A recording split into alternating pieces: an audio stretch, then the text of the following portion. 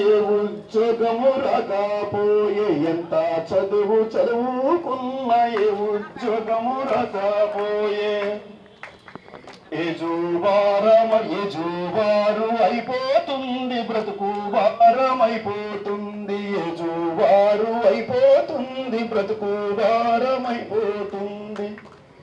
చెట్టంత కన్న కొడుకు చెట్టుకు వేలాడుతుండు, చెట్టంత కన్న కొడుకు చెట్టుకు వేలాడుతుండు. అరే తిరగబడి తీరనిదేరో, తిరగబడి తీరనిదేరో, వాయనాల జరుగుబడి లేనేదురో, వాయనాలారా.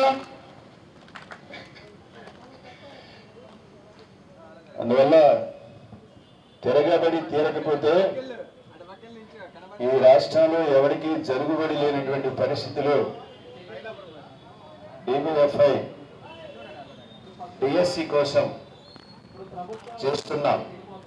36 గంటల నిరాహార దీక్ష జయప్రదం కావాలని చెప్పి ఎప్పటికైనా ఈ రాష్ట్ర పాలకుడు, ఈ రాష్ట్ర విద్యా మంత్రి తక్షణం స్పందించాలని చెప్పి.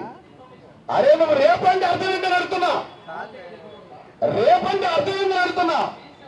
నీ పాలన పోయిన తర్వాత రేపంటే. ఇప్పటికే మేనిఫెస్టోలో పెట్టిన మాటలు ఏమైనా, ప్రతి సంవత్సరం DSC ఇస్తానని చెప్పిన మాట ఏమైందని చెప్పి ఈ రాష్ట్రంలో DSC అభ్యర్థులందరూ కూడా అడుగుతున్నారు, ఎదురు చూస్తున్నారు.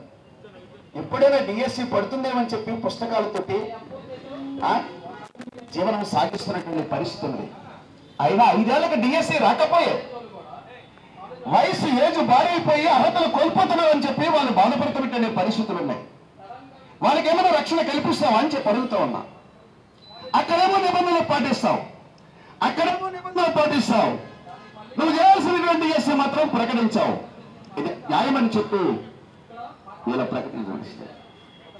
ఈ రాష్ట్ర ప్రభుత్వానికి 5 ఏళ్ల కాలంలో ఎన్ని వేకెన్సీలు ఉన్నాయో కూడా చెప్పనటువంటి, తెలియక కాదు తెలిసి వాడుతున్నారు, తెలిసి ఈ మాయ చేస్తున్నారు.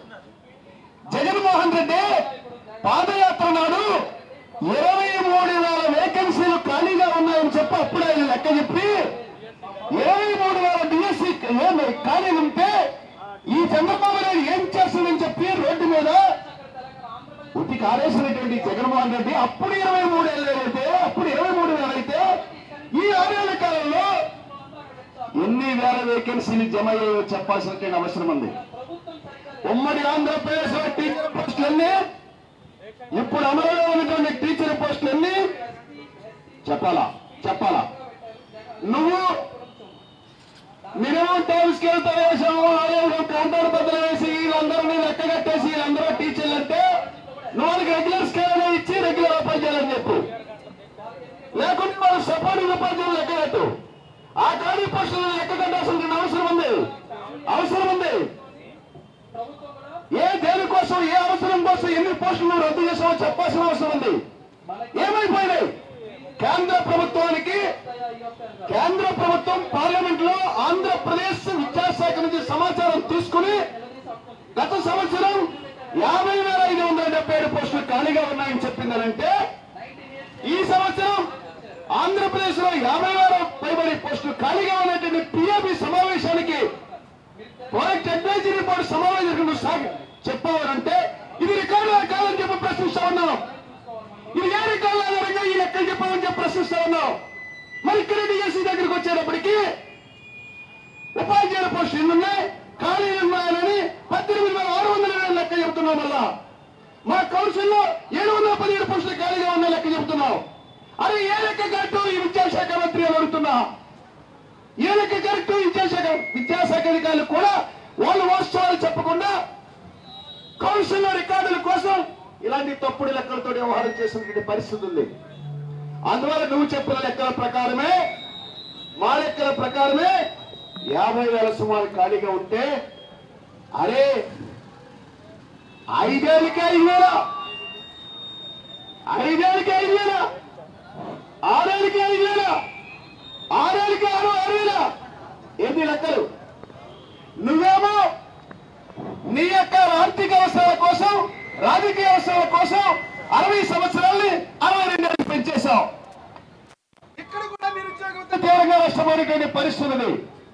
ఇప్పుడు వాళ్ళందరూ ఇప్పుడు జనవరి నుంచి రిటైర్ అవుతున్నారు. ఇప్పుడు ఈ జిల్లాలో మొత్తంగా